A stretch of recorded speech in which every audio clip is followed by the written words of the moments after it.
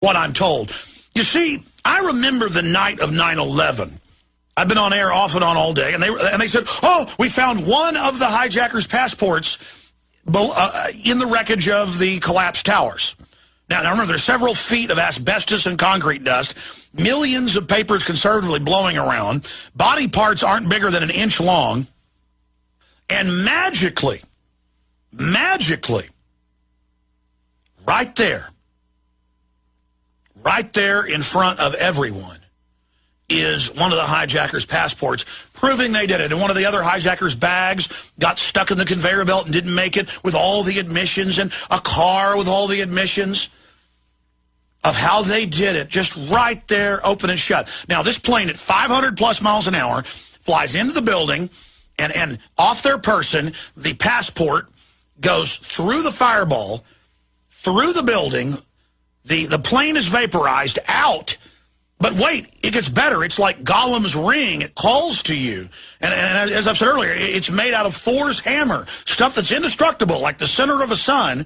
It falls to the ground and is found that day and produced the next day to the world by the FBI. They found it in all the millions of papers and the dust and the dead and the fires and the smoldering slag.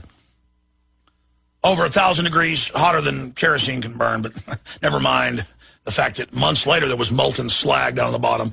All of that happened. And then, wait, it gets better. They found another passport, 2, almost completely undamaged. And they found another one at Flight 93. The whole plane disappears into the ground.